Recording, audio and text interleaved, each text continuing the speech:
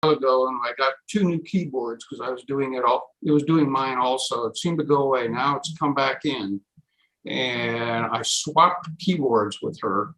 For the moment, it's not doing it, but just wondering if anybody's seen anything like that before. Usually, Is it wired?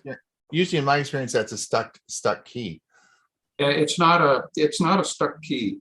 So I don't know. I looked on the Dell website, and they had some pretty technical stuff about USB connections and chipsets inside the dock. And Eric, it is a USB keyboard. yes, it is. Have you tried connecting it into one of the actual ports on your computer as opposed to going through the docking station? Yeah, I have, and it seemed to clear up the problem. Right. There's Yeah, only two USB ports on these notebooks, and but then when I went in to try to experiment on her system, everything was working fine, and I swapped keyboards, and it's all working fine. Right now, I got hers connected to mine, and it seems to my computer seems to be working fine. I don't know whether it's my aura or what. Sometimes the hubs and the docking stations just don't have enough oomph to complete the circuit properly. That's why I asked if you plugged it in to test it on your computer directly, because if it works there, then it's a problem with your docking station. And I'm presuming the docking station's powered, correct? Yes, it is. Then it depends on what's plugged into it, because not all things require the same amount of power. And if you plug in some things that require a lot of power, you may not have enough to feed the power that the keyboard needs. That's why that's why Hewie asked whether plugging it direct into the computer made a difference, and it does. Yeah, we've got two monitors plugged in, keyboard, mouse, external hard drive, and a separate USB hub. But it works. It's been working fine on me because I've got almost the same thing: two monitors plugged into it, etc. And try a different port in the hub as well. Yeah. Okay, thanks. And a different cable between the hub and the PC. Okay. Thanks.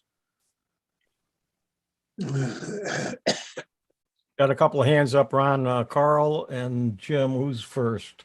Go ahead. Carl's probably first. Go ahead, Carl. Yeah, hi, good morning. Cold here in Michigan. I got a question. It's not really technical, but it would help me with my relationship with my girlfriend. She's doing a kind of payroll and accounting with her grandson, who's got a part-time security company. And she's looking for something simple accounting that'll generate, and I'm reading here because I'm not an accountant. Payroll, it's called generate trial balance, have assets, liabilities, and of course keep track of the hours. But she doesn't want anything very complicated, something she could just run on her own. I don't know, maybe there is something that runs on Excel. She's using Excel now, but she hasn't, created an Excel program for it. She's not a programmer. So just any thoughts would be helpful. Well, Carl, the universal one that everybody uses, and I would say that it's QuickBooks. I mean, QuickBooks does all that. It's been around for 20 years. It's about $220, and it does all the payroll. It does everything for you. I mean, you can get something that isn't QuickBooks, but every accountant would know how to use QuickBooks, right? So that would be my only suggestion. That's the only thing I ever used was QuickBooks. Okay, well, that's good.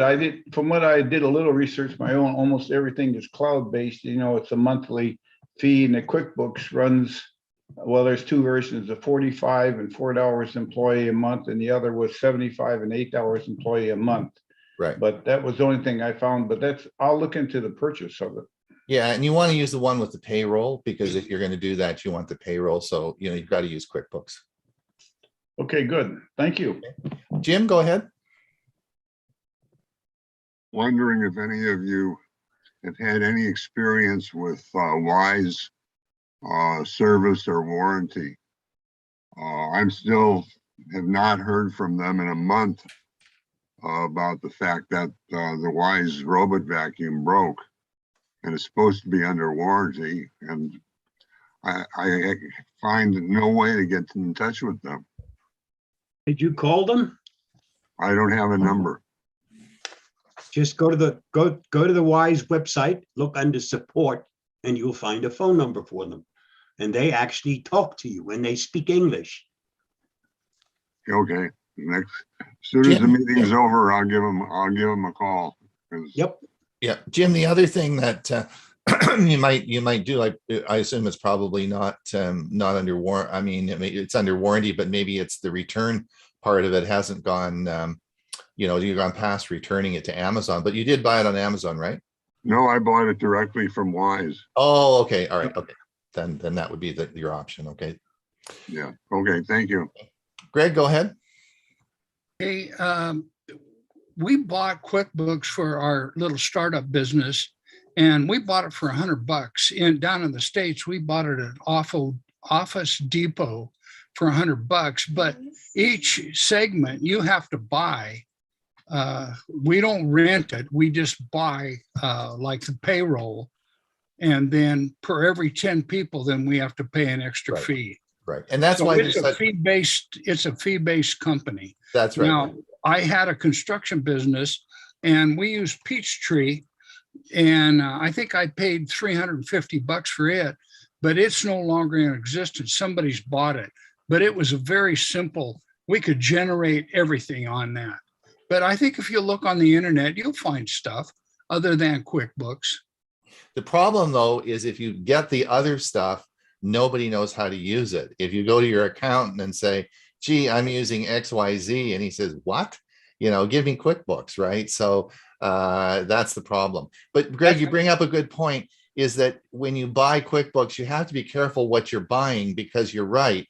You get the non-payroll version or the payroll. There are different versions of it, and you have to be careful which one you get.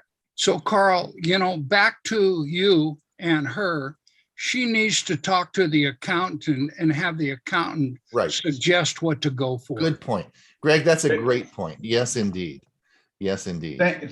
Thank you. Yeah, and you're right. Thank you very much. Steve, go ahead.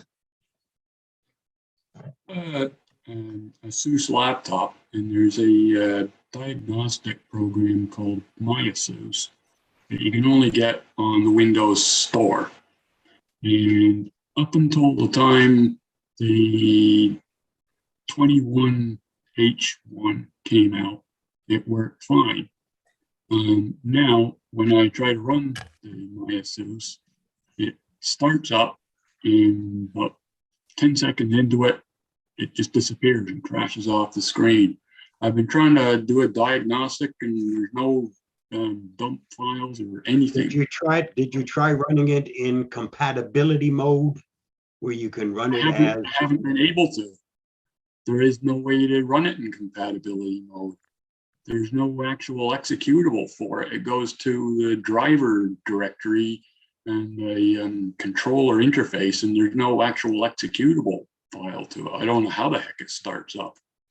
I've got a suggestion. I have a Zeus that I just got, and I tried to go and download the same program, and it came up with a banner saying this program is temporarily suspended, as in they're coming up with a new update, but they've stopped using the old one apparently. Yeah, I just thought it was strange that the only way you can get the darn thing is through Microsoft Store, and Microsoft Store stops it from working properly. Yeah, they won't even let me download it from the store. It just comes up with the banner saying it's suspended for now. Yeah, have you had it installed? It's a brand new computer. I haven't been able to ever install it yet. Oh, okay, because it actually was on there. you can go to the Microsoft Store and it'll show up, even if you've uninstalled it, it'll show up with a cloud symbol, and you click on that and it'll download it for you. That's what I had to do, because I went through and uninstalled it and repaired it and all the rest of the crap that's in here. Nothing seemed to work. Guys, Do you have we're any getting to ideas 10 to when o'clock. they're actually going to fix it? I don't. It sounds like they don't even know how to fix it. It's 10 o'clock. Yep, it's time for us to start. All right, we shall get going here. We will, I'll share my screen. We will mute all. Advanced video.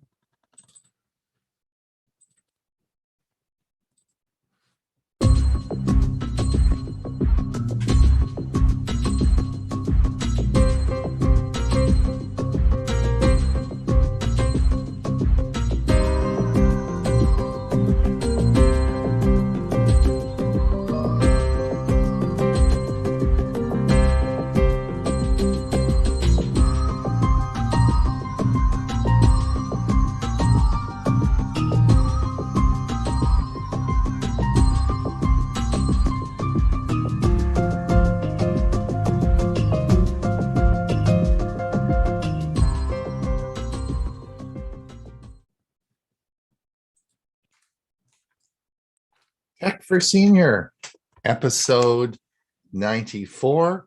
It is January the 10th, 2022. We have about 82 people in the audience and a whole bunch over on YouTube. So thank you everyone for coming. I often say, or I always say, it's your enthusiasm that keeps us going, and indeed. So thank you again for coming, and we have a great show for you today. For those of you who are new here, we have, this is going to be a presentation for an hour. It's also being broadcast over on YouTube. At about 10 minutes to the hour, just prior to Ray's segment, we'll be stopping our YouTube feed and then continuing on with the music segment. And at top of the hour, we have a Q&A. And then we will move on to for 20 minutes and have our Q&A. And then of course we have a 10-minute break. Thought it'd be good if everyone would stand up, move around a bit, go to the bathroom. And at 10:30, if you want to watch our premiere service, it is on YouTube. And we discussed that in the meeting just before this.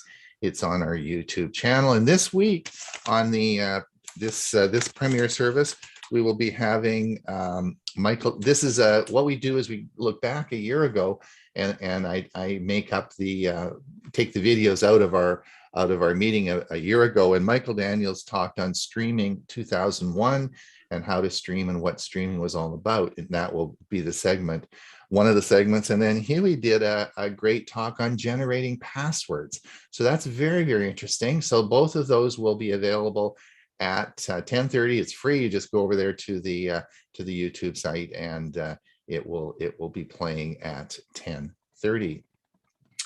So there you go. Now, before I get on with the introducing everybody, and I'll introduce everyone, is I wanted to let everybody know, but the big fight is next week. Yes, Hewie and I are going to have some bloody noses. Yes. So the format is going to be a little bit different. I have enlisted Bob as the referee because Bob used to be a boxer, unlike Hewie and I, who are a little, what will I say? We probably never had boxing gloves. Bob was a champion boxer. But Bob, did you ever knock anyone out? All the time? I can't. You're muted. More than once, right? More than once. Yeah, more than once. More than once. All right. Anyway, Bob is going to be the referee. And so what's going to happen on next week? So the format of the show will be a little bit different. Hewie is going to go first with a 10-minute pre-record. Well, first of all, we'll have the normal intro, and then we'll have the Bob security update. That will all be the same. But then we'll move right in, and we were going to have a poll. And we'll start with a poll, and the poll will ask do you think, should you back up your hard drive? And then, of course, we'll get everyone's opinion. And then Hewie, of course, debating for this and saying this is a good thing. He'll do his 10-minute section. And then, of course, I get to do mine, and I'm going to argue against backing up your hard drive. Then we're going to have 2 5-minute sessions that Bob is going to time, and Bob is going to, and this is where these are not pre-recorded. And so Hewie will get to say, Ron's full of crap, you know, blah, blah, blah. And so, and then I can sort of rebuttal for another 5 minutes and say, you know, what my feelings are about his presentation, because we won't have seen each other's presentations, right? And then we're not going to have questions. We're going to move right into Ray's music segment and then finish the meeting. And the meeting may finish a bit earlier, maybe 5-10 minutes earlier.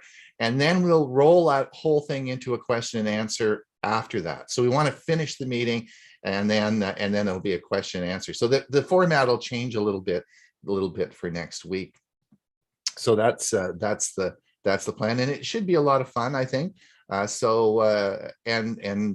course, the whole goal of this is education. It's so that people understand what to do and what the pros and cons of different things are. So it should be a fun week. The second thing I wanted to mention is, of course, Dewey isn't here today. Dewey Cluse isn't here today because he is he's with our computer club, Silvercom CTC, in Mesa, Arizona, and they're having their meeting the same time as we are on the air. So Dewey's requested, he's putting a lot of work into this, and he's requested he needs about 10 weeks off. He wants to really focus on trying to make this club work. So he's putting a lot of effort in. So he's going to take for the next 10 weeks is going to take a bit of a holiday from our show. And Bob's stepping in, and Bob is going to do a Windows 11 tip each week. And Bob has agreed to do that. So as more and more people are getting Windows 11, installing Windows, Bob is going to have a Windows 11 tip for us each week. And that will sort of fill it in before Dewey comes back, which he certainly will. And we look forward to him when he returns. The next thing I want to talk about is our podcast. We are, of course, very excited about that, and we discussed that earlier in the show, the pre-show. But we are proud that on Friday we have our podcast out there. Now, it is a repeat of the show on Thursday. It's an exact copy. In fact, we just take the file and submit it, and it becomes a podcast. The advantage, of course, being is you can listen in a car, you can listen to all the great places you can listen to podcasts. And if you are listening, a podcast listener, you will certainly be happy with that. Now, as you know, there are many sources that you can get podcasts from. So this is just our first week. So we've got it on Spotify, we've got it on Pocket Casts, and we've got it on Google's. But we'll be working to get it on more of the services, and I would anticipate in the short order we'll have it available on all the services where you get your podcasts. We would like, if you have any questions or any comments about our podcast, please let us know. If you think it's a good idea, bad idea, or whatever, we're anxious. It's a new project. We just started it up, and we hope that it will fill a niche, particularly looking at people that really are outside the Tech for Senior group. We're looking at bringing, like, how do we keep new people coming in, and we're hoping that it'll give us a bit of an exposure for other people as well. So that's where we are, and we will. It's 9:08. Let me quickly go around. Huey, are you okay? Where's Huey? I'm fine. You're okay. You got to tell that you got to tell your doctor to listen to Tech for Senior. We should get your doctor hooked on Tech for Senior, and then your appointments will never occur at the same time. The problem is that it's a cardiologist, and she's only there on Mondays. Yeah, and so I don't have a choice. But they did check my pacemaker, and it said I got 9.9 years of battery left. So I'll be here another 10 years. There you go. Thanks a lot. Bob, are you okay? Everything doing well with you? Everything's fine here. A little cold, but everything's fine here. All right. And Ray, you were without power this weekend. Yeah, we were supposed to get together on Saturday morning, and all of a sudden the power would go out. I have two UPSs under my desk, so the computer stayed on for a while, and it would go on and off, and finally it went off, and that was it. So it turned out a tree branch fell on where I live is rural. We have all of our power lines are on posts, and a tree knocked down a line. Well, I'm glad you're up and running because you're the big guy today. You're talking on your Plex server, which we'll get to in a minute. Bill James, where's Bill? Bill here. Everything's fine. Everything's fine. I can't see you. Why can't I see? Oh, you're over there. Oh, you're over on the right hand side. You're over there, right? Okay, Yeah, it's 39 degrees here. All right, good. All right, excellent. Well, welcome everyone, and we're going to get going because otherwise we're going to get behind here. Bob, are you ready to roll? I am, once you're finished. All right, I'm stopping. I'm stopped talking, okay? Here is the Avast Security News Roundup for the week ending January 7th, 2022. T-Mobile users suffer SIM swapping attacks. We informed a very small number of customers that the SIM card assigned to a mobile number on their account may have been illegally reassigned or limited account information was viewed, a T-Mobile spokesperson told Bleeping Computer last week in response to questions about a new T-Mobile data breach. This issue was quickly corrected by our team using our in-place safeguards, and we proactively took additional proactive measures on their behalf, the spokesperson added. SIM swapping, also known as SIM hijacking, occurs when a bad actor convinces a carrier's employee, either through social engineering or outright bribery, to reassign SIM cards. The bad actor then gains control of the user's account, including all saved passwords. T-Mobile provides guidance on the issue in its account takeover support page. Ransomware attack staggers Shutterfly. Photo company Shutterfly issued a statement that parts of its network had been interrupted due to a ransomware attack. We engaged third-party cybersecurity experts, informed law enforcement, and have been working around the clock to address the incident, the company reported, noting that customer financial information was not stored in the affected network areas.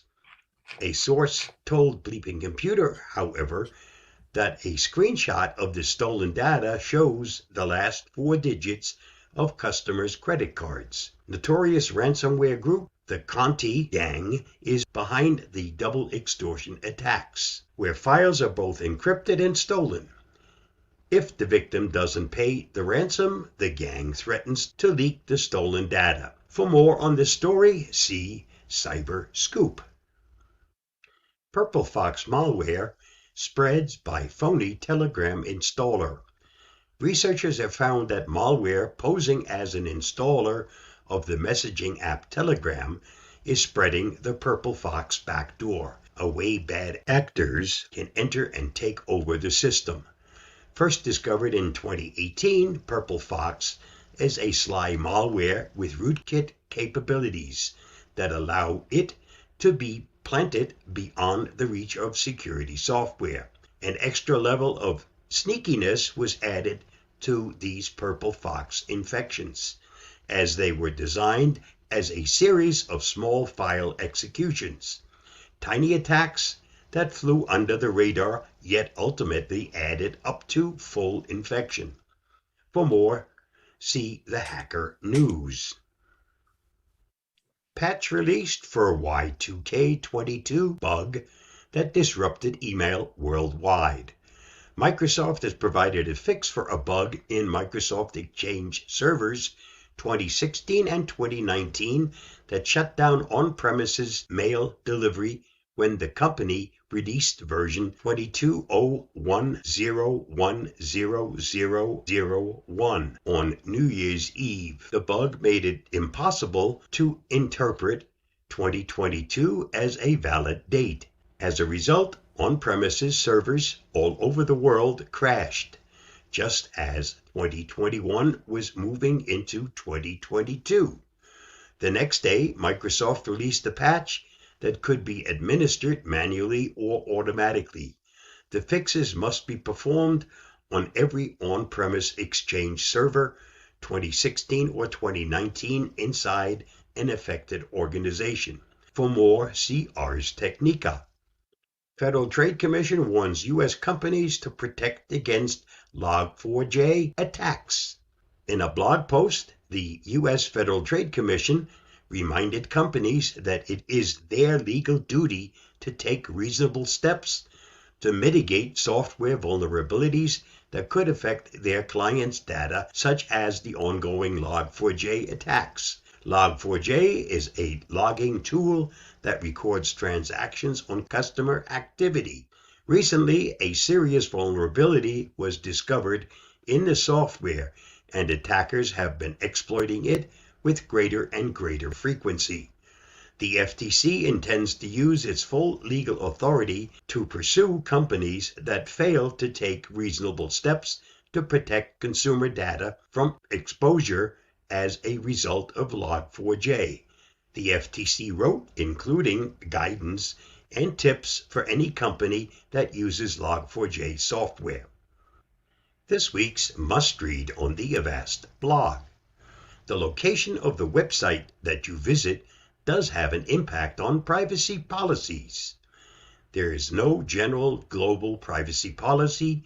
Each country and region will have their own notion on online privacy and approach how to structure a privacy policy. Read up to find out how your location affects your online privacy by selecting the link below. And that wraps up this week's Avast Security News Roundup.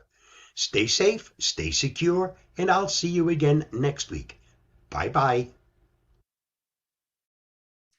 Thank you, Bob. That's great. So just while you were doing your segment, Bob, we actually had a power failure here, and the lights went down and it came back up. And I'm thinking, but everything's plugged into my UPS power supply. So it clicked on and clicked off, and so everything is fine. There you go. All right, let's see what Dewey has to say. Dewey, let me share this, and we will share this. Let's see what Dewey has to say. Good morning, friends. I'm Dewey, and my Tech Talk topic for today is news about 5G C-band and electric vehicles at the Consumer Electronics Show. Airline and aviation officials have recently argued that frequencies covered by the 5G cellular C-band has the potential to interfere with instruments used in aircraft, and they contend that the deployment of 5G near airports could endanger takeoff and landing operations. Cellular carriers, the Federal Communications Commission, and the Federal Aviation Agency have disagreed on whether C-band 5G signals using the 3.7, 3.98 gigahertz frequency range could interfere with instruments that measure in the 4.2 and 4.4 gigahertz spectrum. This is according to a recent article by David Lum and Eli Blumenthal at cnet.com. Nearly 40 countries, including Australia, China, France, Japan, South Korea, and the United Kingdom, have already deployed 5G over C-band with no issues involving aircraft. Disclosed a list of 50 US airports buffer zones when wireless carriers turn on this new 5G C-band service on January 19th. AT&T and Verizon had earlier agreed to these buffer zones around airports to reduce the risk of disruption from potential interference to sensitive airplane instruments like altimeters. Once C-band service goes live on January 19th, Verizon and AT&T customers should see broader 5G service with higher speeds that fall between the 4G and millimeter wave 5G, which is blazingly fast, as they say. Because the new C-band service will be integrated into existing coverage, customers may not even realize they're connecting to the new frequencies. Verizon says its new C-band service will cover 100 million people in the US this month. AT&T is similarly bundling its C-band service with existing millimeter wave 5G. According to the article at cnet.com, Verizon and AT&T still lag behind T-Mobile, which announced in November that 80% of its customers within its 200 million person 5G coverage area can access its mid-band 5G service. T-Mobile says its mid-band networks targets average download speeds of 400 megabits per second. That is amazingly fast.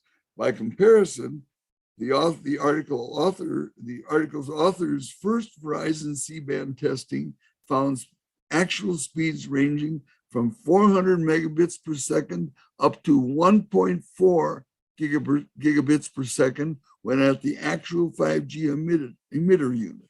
Remember, these were tests, special tests.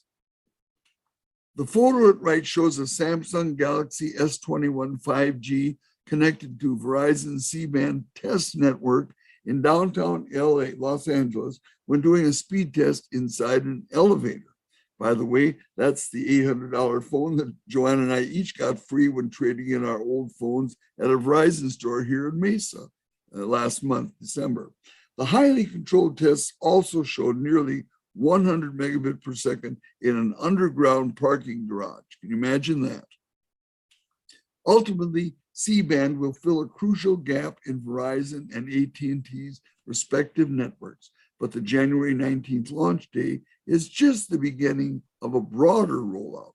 The article's author wrote that it will be interesting to find how customers react to the supplemental service, which could fulfill the 5G promise to bring high speeds to consumers beyond and outside of major cities. Or, he asks, will be just another small step in the slow network evolution after 5G. It's kind of things happen gradually, but they continue to happen.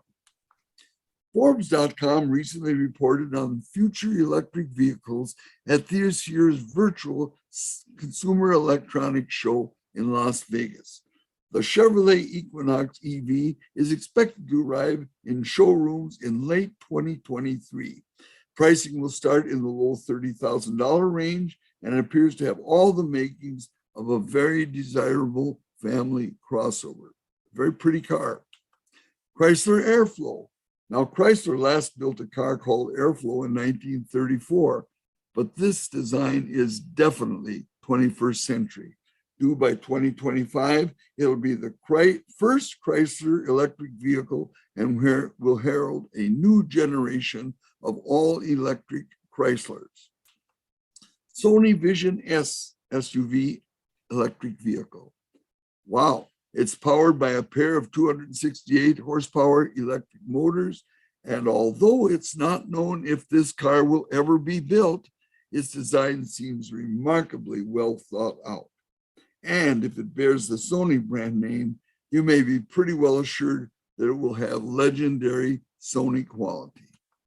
Chevrolet Blazer electric vehicle. In addition to the Equinox EV just mentioned, GM will also build a fully electrified Blazer by the end of the year. It's expected to start at $35,000 and will likely be a larger and longer ranged electric vehicle. Mercedes-Benz Vision EQXX. Now get this, what a gorgeous car. Mercedes-Benz claims the car's lightweight and hyper-efficient systems are capable of an astonishing 621-mile range from its nearly 100 kilowatt-hour battery pack. It's about the size of a Tesla 3 and will make it into production as early as 2024. I wasn't able to find pricing information, but don't expect to see it as a prize in a box of Cracker Jacks. So Chevrolet Silverado electric vehicle. Its unibody architecture is shared with the GMC Hummer EV pickup. It features an integrated bed, a relatively low payload capacity, and is reminiscent of the long departed Chevrolet Avalanche. It's kind of got that little funny thing at the back window. It goes on sale in 2023 as a work truck with a high-end street trim version to follow. Well, that's my Tech Talk story for today. And again, I am sticking with it. I'd like to say I'm going to be seeing you next week, but I'm going to be taking a several-month hiatus until sometime in April, when I again have sufficient time to prepare Dewey's Tech Talk. Thanks for watching. Stay safe and God bless. Well, we wish Dewey the best, and he is working hard. So he's not just laying around by the pool in Mesa. He's working very hard at keeping the computer club going in Silveridge. Now, I guess Ray, you are ready to go. I'm ready to play your. You just let me know when you want me to play the videos, and you can take it over and just tell me what to do. Okay. Okay, right. What I'm going to do first is play a narrated PowerPoint presentation about my topic today, and when it's over, then your upload speed, I think, is a little bit better than my 8 megabytes per second. So it might be better if you played those videos on my behalf. I got them ready to go. All righty. Let me share my screen. Here we go.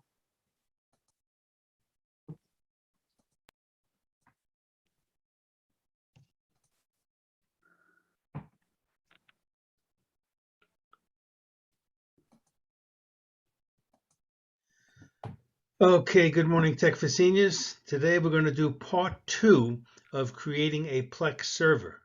Basically, we're going to focus on copying, or the real term, ripping your DVD and Blu-ray discs.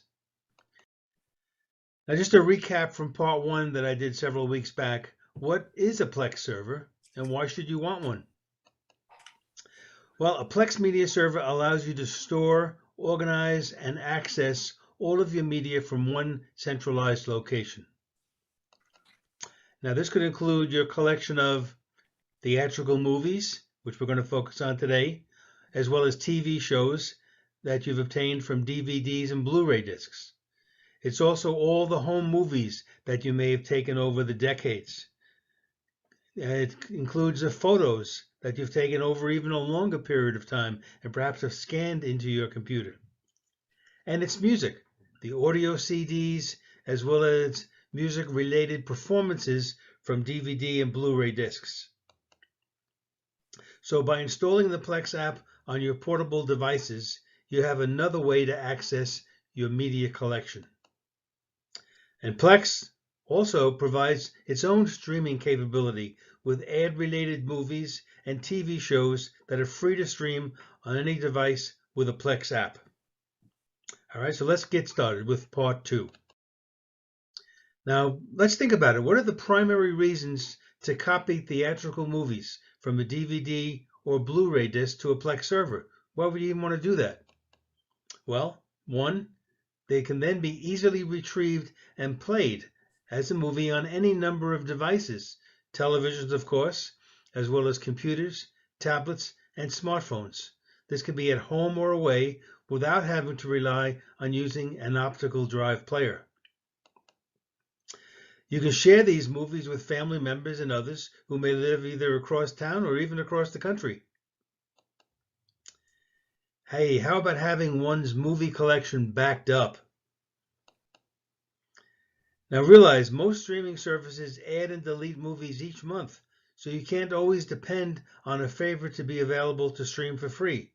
And besides that, who wants to pay to stream a movie you already own?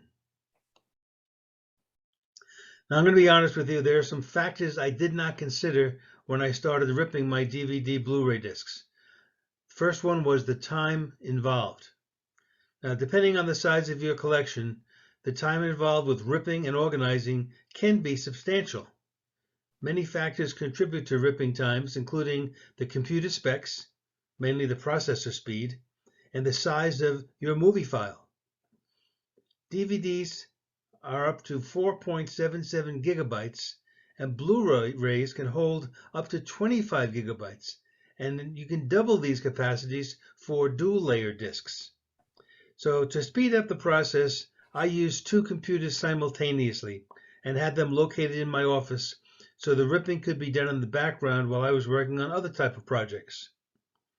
My old HP desktop, which is now the Plex server, that has a built-in DVD drive, so I use that for the DVDs. And then on my Surface Book laptop, I purchased a portable Blu-ray drive that I was able to attach via USB. Another factor I didn't consider when I started ripping was the amount of storage space I need. Now, the desktop I converted to a Plex server had 2 drives. It had a solid state drive that I installed about a year ago, 2 terabytes in size, and it had a second 2 terabyte hard disk drive, total of 4 terabytes. So when I took into consideration that in addition to the 300 plus theatrical movies that I'm going to be putting on the Plex server, then I realized what I have in home movies, in music videos, MP3 audio files, TV shows, and scanned photos. I realized that 4 terabytes was not enough. So I ended up purchasing an additional 6 terabyte portable hard drive that I'm using in connection with the other 2. So this will be a total of 10 terabytes. But this portable unit was a good idea, I think, because it'll make it easier for me to move my data should I decide to upgrade the Plex server in the future. All right, so what programs do I use to rip the movie discs?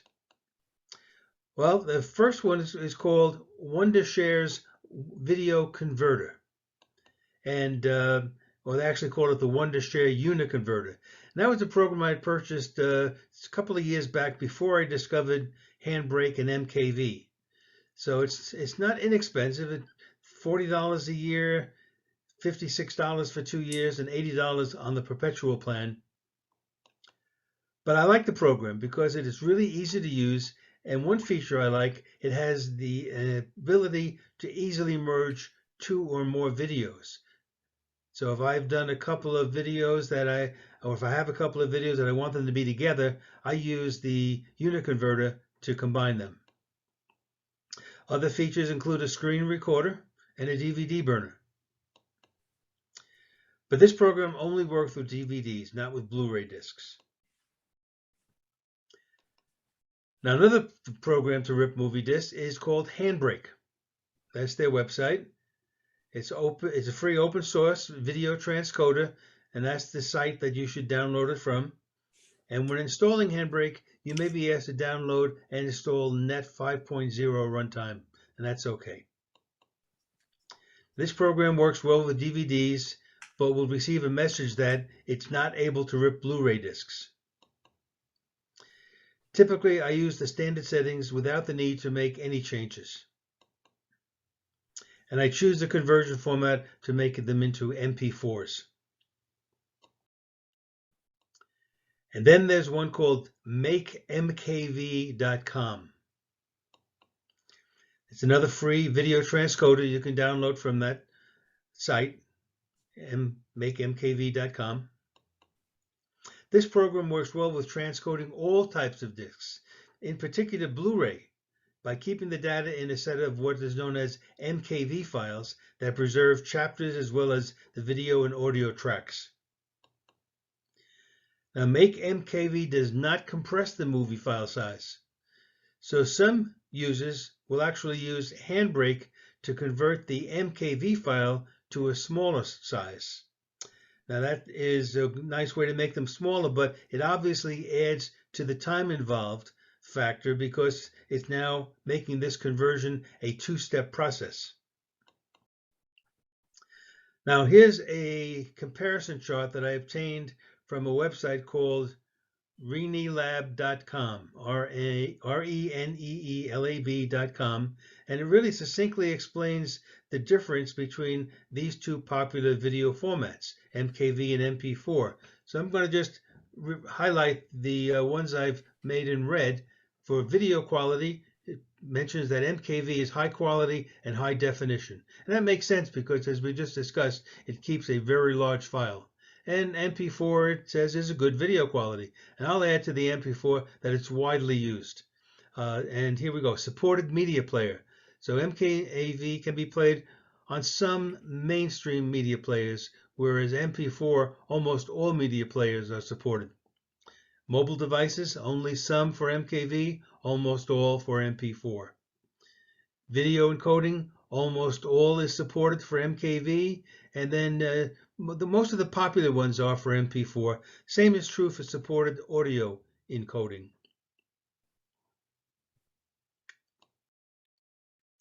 Now you have to tell Plex where to look for the files. After the movie file is saved on the server, you need to specify in the Plex app where this is so the program will find it. In other words, you have to give it the drive letter and the folder name. Within your home, the movie file will be sent from the server via Wi-Fi, or if you have a direct Ethernet cable to your TV or any of the other home devices. Now you can view your movie collection outside the home, but this requires a paid Plex Pass and some further configuration, which I have not tried yet. Now the first video I'm going to show is how to rip a Blu-ray disc using Make MKV. I don't have the time today to discuss or show how to use Handbrake, but there are similarities. And the second video shows how the ripped movie is played on a home TV using the Plex app. Part 3 of this Plex series in the future will demonstrate using Plex for the home movies, family photos, and for me in particular, my collection of music videos and MP3 files. I hope the others who use Plex will comment on their experience after today's session is over. Okay, back to you, Ron. Hey, I'll go. So you want me to play the Play the two videos, one after the other, number one first. Okay, doke. This is the one we'll go.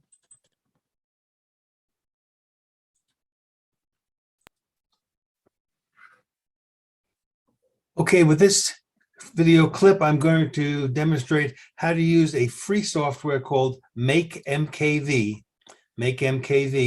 and how to use that to copy or rip a Blu-ray disc. Now, Blu-ray disc normally has a variety of different kinds of software in it that tries to prevent the copying, but this Make MKV has been able to get beyond that. So first thing I've done is I've put the disc. It's a movie called The International. There it is. I certainly have the original, which I purchased many years ago.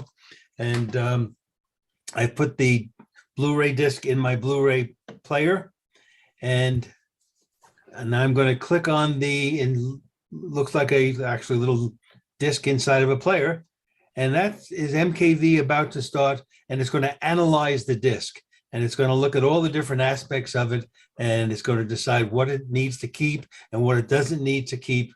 And this is pretty quick. This might take 10, 15 seconds, and then it'll give a lot of information here that you don't even have to worry about reading or understanding, and boom, it's done.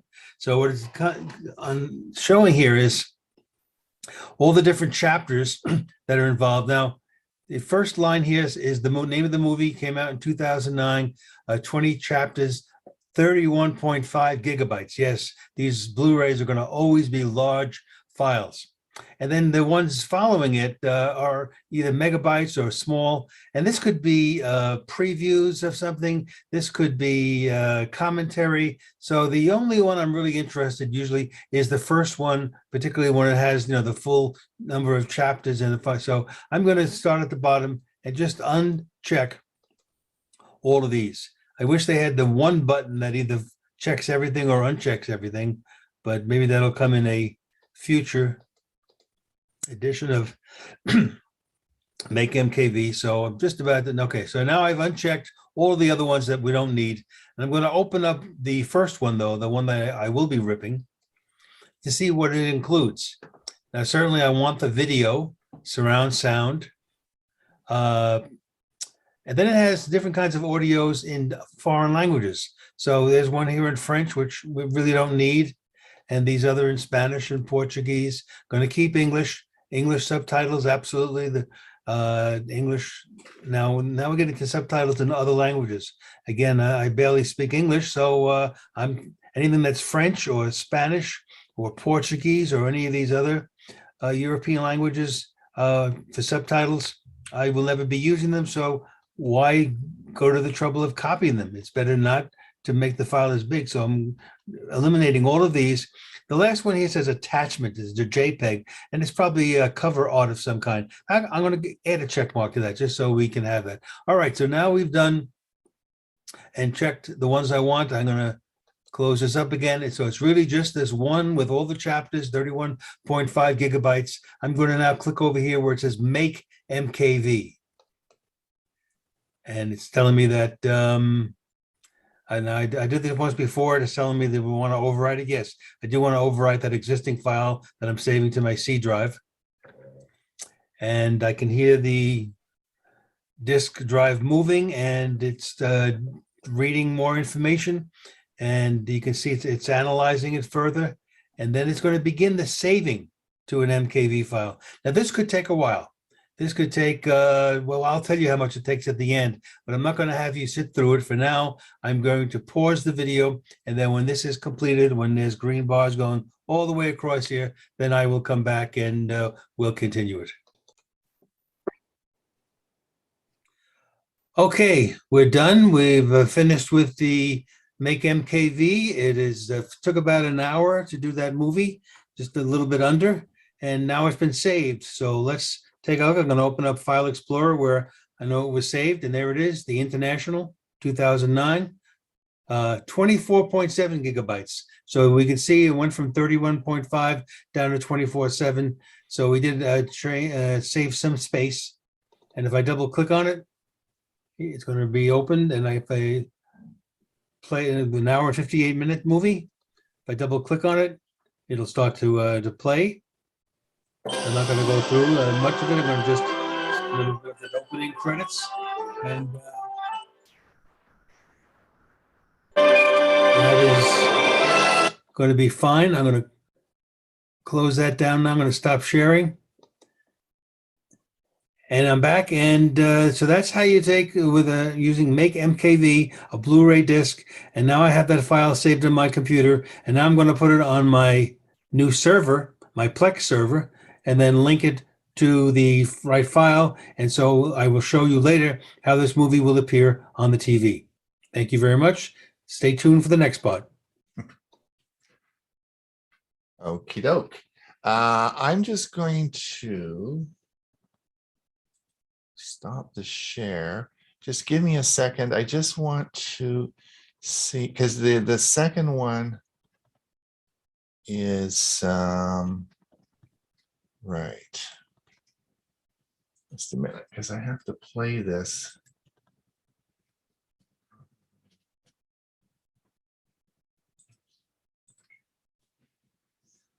Okay, folks, I'm in my... All right, hold on here. And now we're going to share this.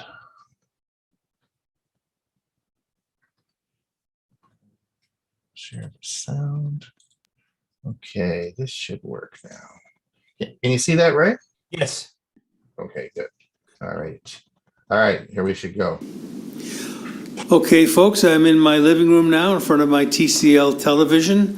I've brought up the apps that are loaded on the TV, including the one for Plex. So I'm going to press the remote so that one will load now. And it takes a couple of seconds, not too long. And then it opens up to what called the home screen. That's kind of showing some video movies that we might have been looking at before. I'm going to go back one step and just go to the movies category. And now this is all the movies that I have here. Right now, there's 215 loaded so far, and I know I have more. And the one I want is the International. So that was going to be under I. So I'm just going to scroll down until I get to the I's. A little bit further, a little bit further. There it is. The International. So I'm going to open it up, and it gives me a little synopsis there of what the story is going to be about. Tells me who the director and the writer is. I can actually play the movie. I can watch a trailer. There's more options, including watch together. And if I have somebody on my setup in a different part of the town or country, that I can watch the movie together. We can watch it on each of our TVs, and then can be able to, just as if they were in the same room here. So then down here, it gives me information about the cast, the actor's name, and the character that they play. If I click on the character, it will tell me if I have in my database here other movies that this same actor is in. In this case, Clive Owen, this is the only movie I have for him. And down here, there's some extras, trailers and whatnot. There's information from reviews from different organizations that have reviewed it. And then over here is related movies that, again, are in my database. And if maybe I want to watch The Bank Job instead of The International. It's a matter of just clicking on them, and it'll bring it up. But in this case, I'm going to go up to play for The International, just to kind of start it. So you'll see how long it takes via the Wi-Fi in the house. If I would have had directly connected to my router, it would probably be faster, but Wi-Fi is satisfactory. And here is the beginning of the movie, and it'll play like that. And I can see I have chapters here. So if I wanted to go forward, let's say I don't need to see the opening credits, I want to get right into chapter 2, I can just click on that and the chapters, and it begins the movie for me at that spot. So lots and lots of nice features within the Plex.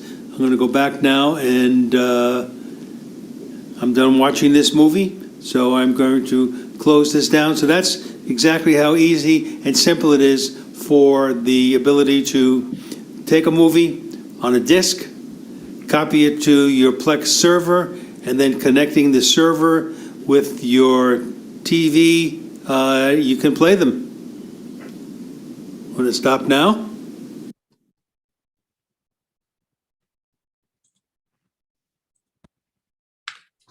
Thanks, Ray. I know there'll be lots of questions about that, but we're going to move. Right, we'll do that in the Q&A.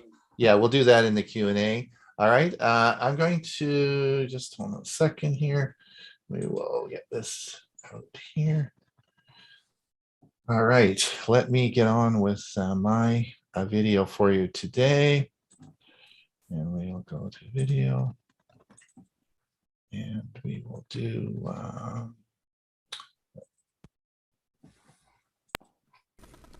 It's Ron Brown with Tech for Senior.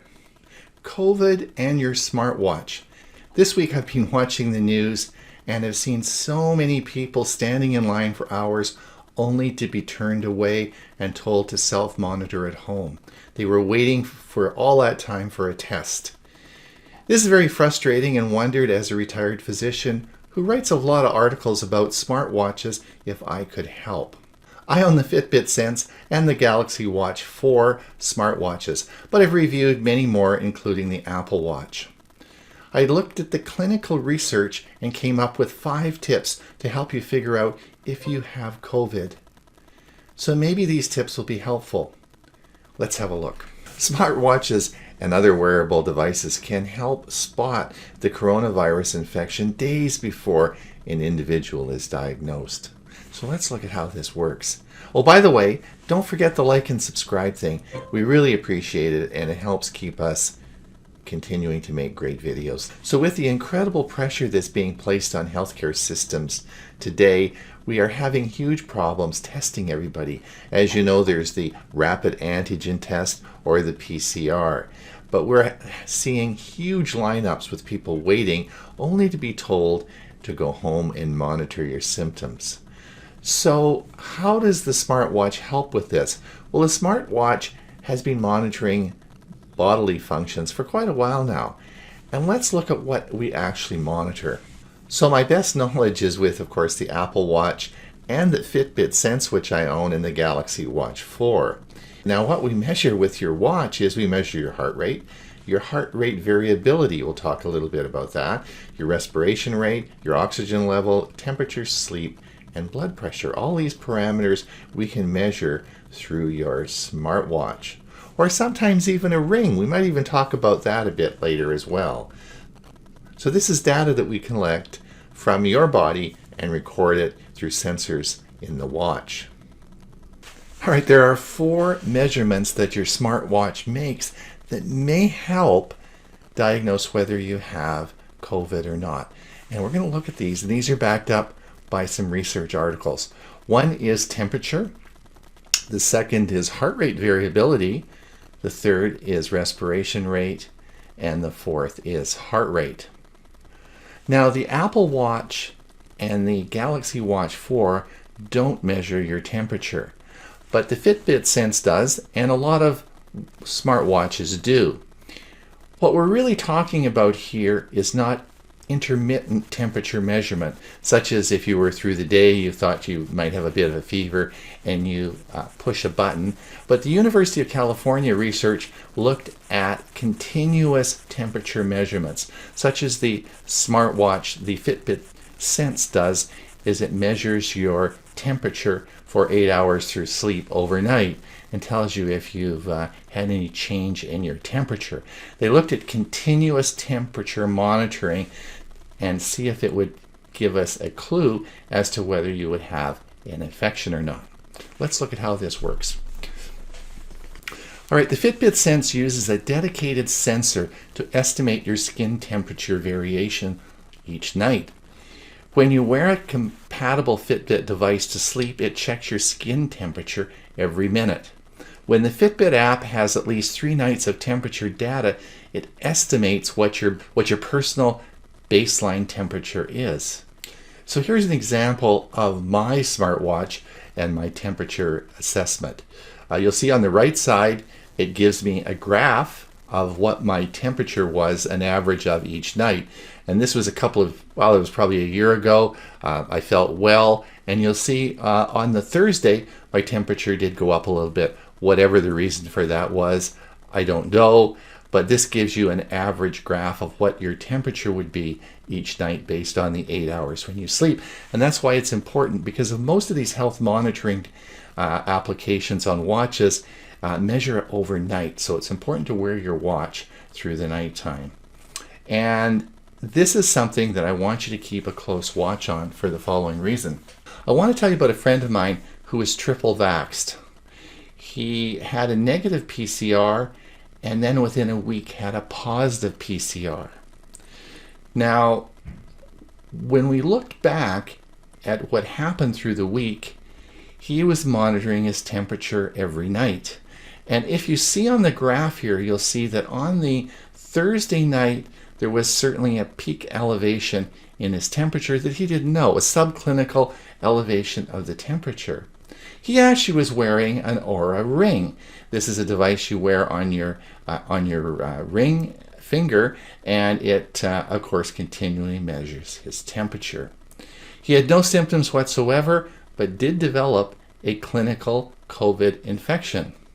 And this likely occurred on the Thursday and was evidenced by an elevated temperature through the night that he had no idea he had. So one of the things you can do is, if you have a smartwatch that's measuring your temperature, make sure you look at this each morning. Your watch won't tell you. You have to go and look at the graph, and if you're self-isolating, wondering if you have an infection, look at the graph each morning.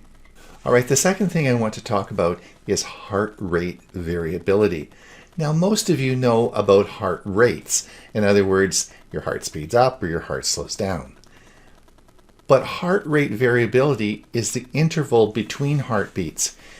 You probably have felt your heartbeat 80 beats per minute, and it seems pretty regular. But actually, there is a beat-to-beat variation. and this is called heart rate variability, and it is a predictor of heart health, and this is what the apps usually use. But the Mount Sinai School of Medicine in New York found something very interesting. Now, they looked at HRV tracking on the Galaxy Watch 4, Apple Watch, and of course the Fitbit Sense, and they found significant changes in the amplitude of the circadian HRV pattern on the first day of symptoms, with a trend towards statistical significance on the day before and after symptoms are reported. Taken together with these findings suggest the possible use of data collection to identify and predict COVID-19 infection. So you may have seen this on your watch, but you should look because it's there. As with the temperature graph, you will find an HRV graph. And what the important thing to watch here is, of course, a change.